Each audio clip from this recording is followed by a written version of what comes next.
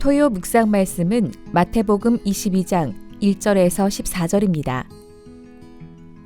예수께서 다시 비유로 대답하여 이르시되 천국은 마치 자기 아들을 위하여 혼인잔치를 베푼 어떤 임금과 같으니 그 종들을 보내어 그 청한 사람들을 혼인잔치에 오라 하였더니 오기를 싫어하거늘 다시 다른 종들을 보내며 이르되 청한 사람들에게 이르기를 내가 오찬을 준비하되 나의 소와 살찐 짐승을 잡고 모든 것을 갖추었으니 혼인잔치에 오소서 하라 하였더니 그들이 돌아보지도 않고 한 사람은 자기 밭으로 한 사람은 자기 사업하러 가고 그 남은 자들은 종들을 잡아 모욕하고 죽이니 임금이 노하여 군대를 보내어 그 살인한 자들을 진멸하고 그 동네를 불사르고 이에 종들에게 이르되 혼인잔치는 준비되었으나 청한 사람들은 합당하지 아니하니 내 거리 길에 가서 사람을 만나는 대로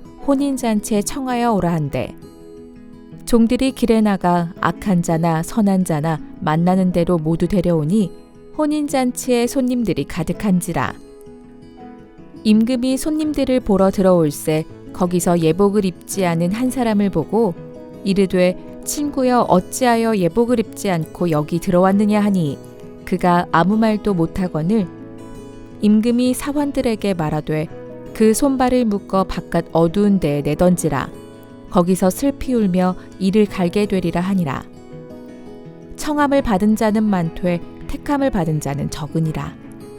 아멘.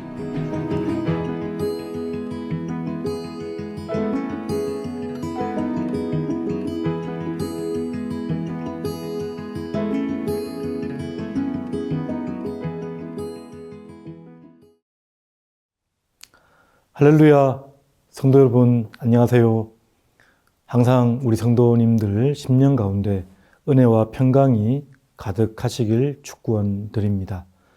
오늘 말씀의 제목은 혼인잔치와 택함 입은 자라는 제목으로 함께 말씀을 나누도록 하겠습니다. 지금 마태복음에서 비유로 이렇게 설명을 하고 있는데요. 비유라는 것은 일상의 익숙한 배경을 통해서 진리로 나아가는, 설득하거나 설명하는 그런 문학 기법입니다.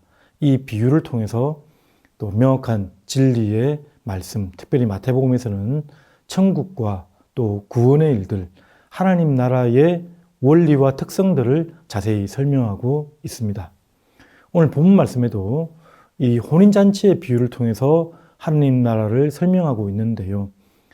성경 전반에 걸쳐서 하나님께서는 우리 예수 그리스도, 신랑 되신 예수님과 신부되는 교회와의 그러한 결혼의 의미로 이 성경 말씀이 구성되어져 있는 큰 신학을 우리는 보게 됩니다.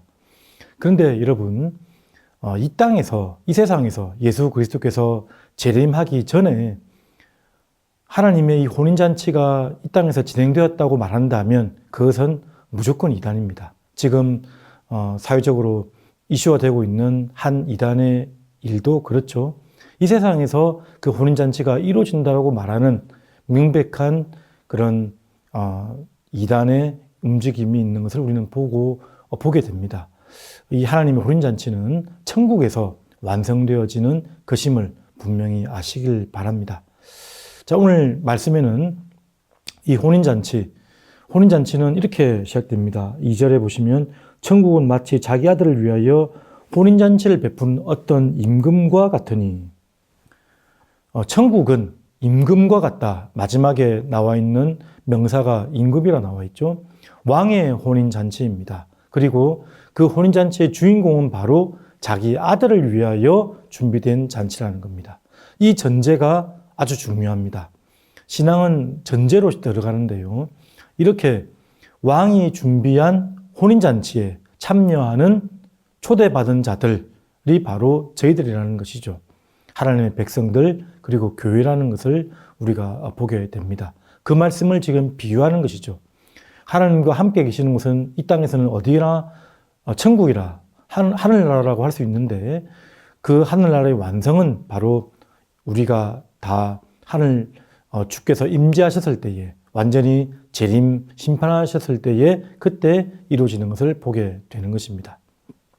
자, 오늘 말씀에서 초대받은 자들 세 부류가 있는데 그 세 부류를 함께 살피면서 본문의 의미들을 보도록 하겠습니다. 첫 번째 그룹은 이런 사람들입니다.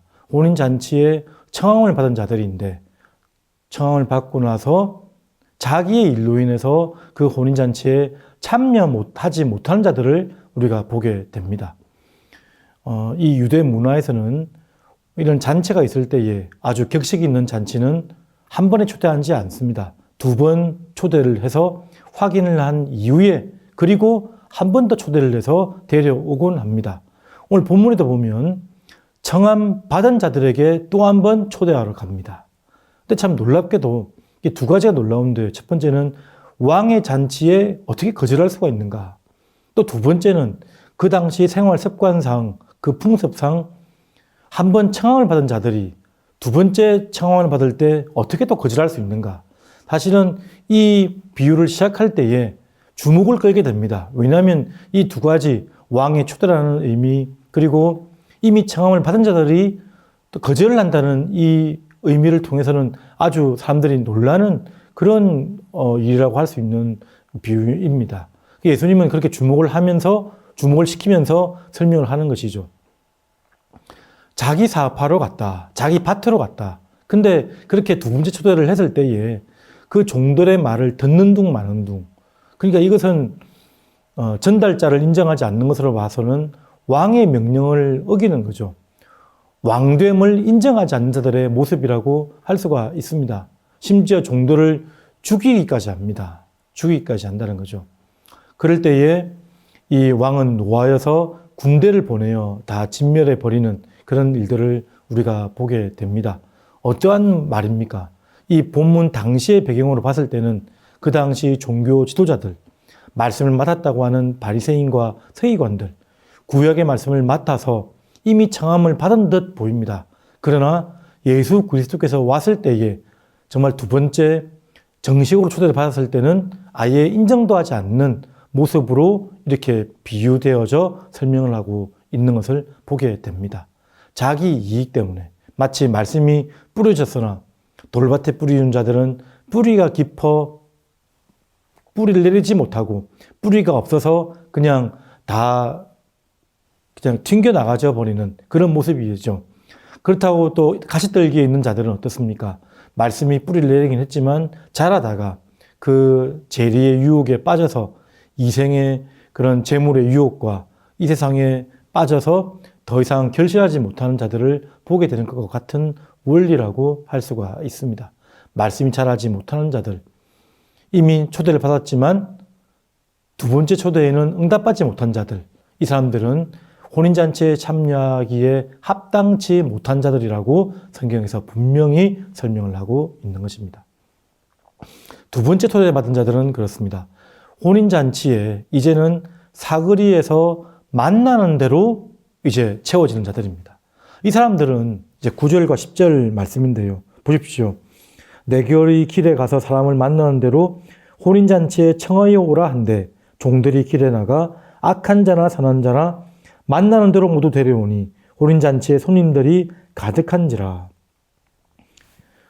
이제는 약속받지 않은 자들입니다. 첫 청함을 받지 못한 자들, 변두리에 있는 자들, 외인된 자들, 사거리에 나가서 만나는 대로 데려오라. 심지어 선한 자나 악한 자나 모두 데려오라. 그러니까 이 혼잔치에 초청받은 자들을 보면 그 초청받은 자의 그랬던 공로나 아니면 어떠함이 있지 않다는 거죠. 그냥 만나서 데려옴에 이끌린 자들은 다 초청을 받게 되는 것입니다. 선한 자나 악한 자나 모두 데려오라. 그렇게 했기 때문에 저와 여러분들이 이 자리에 있는 것 아니겠습니까? 하나님의 이 은혜로운 초청 앞에, 이 자비로우신 은총의 초대 앞에 우리가 반응했기 때문에 우리가 바로 이 자리에 설 수 있다는 것을 고백하게 되는 것입니다. 하나님께서는 내거리에서 이렇게 우리를 불러주셨습니다. 부르셔서 우리의 의와 공로와 상관없이 하나님의 택하신 백성들로 이끌고 가는 것입니다. 하나님은 이렇게 많은 사람들을 청하여서 부르고 계시다는 것을 우리가 알 수 있는 것입니다. 자, 마지막 세 번째는 이제 좀 더 길게 설명해야 될 내용인데요. 청함을 받은 자는 많되 택함을 입은 자는 적다는 말씀을 이제 하셨습니다. 그래서 혼인잔치에 남은 자는 바로 택함을 입은 자라는 것을 우리에게 보여주는 것입니다. 자, 이렇게 청함을 받고 나서 잔치에 모였습니다. 모였을 때에 그 중에서 주인이 들어와서 유심히 바라봅니다. 이 말씀에도 보면 자세히 주의하여 살폈다라고 나와 있습니다. 그랬더니 예복 입지 않은 자를 발견하게 됩니다. 예복 입지 않은 자. 근데 예복 입지 않은 자를 쫓아내버리잖아요. 그래서 아예 그 잔치에 들어오지 못하게 하는데 사거리에서 만났는데 어떻게 예복을 입을 겨를이 있었을까? 근데 그렇다고 합니다. 일단 잔치에는 합당한 예복이 반드시 있게 되는 것이고요. 그것을 준비하지 못했을 때는 주인이 미리 예복을 주는 문화가 있다고 합니다. 그런 문화 속에서 예복을 이미 받았는데 그것을 입지 않은 것이죠. 사랑하는 우리 토요 성도 여러분, 이 예복을 입지 않았다는 게 무슨 의미이겠습니까? 자, 1차적으로는 그렇습니다. 제가 이 신앙은 전제라고 했는데요.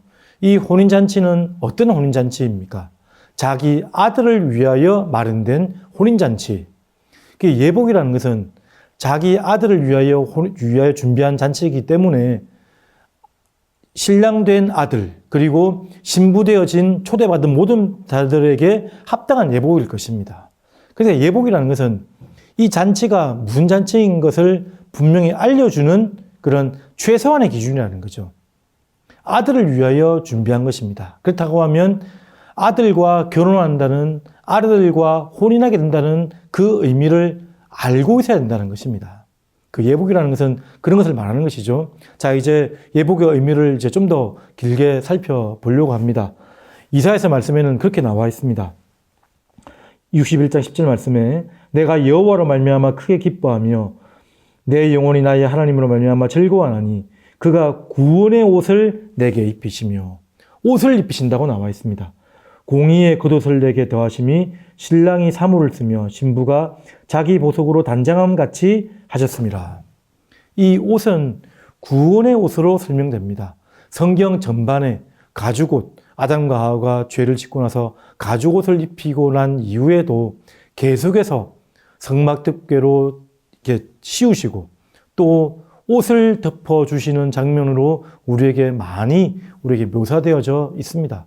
하나님께서 원하시는 합당한 옷, 그리스도의 혼인잔치에 입을 만한 그 합당한 옷을 하나님의 그런 의를 이루는, 하나님의 공의를 이루는 합당한 옷을 우리에게 소개하고 있음을 우리에게 보여주는 것입니다.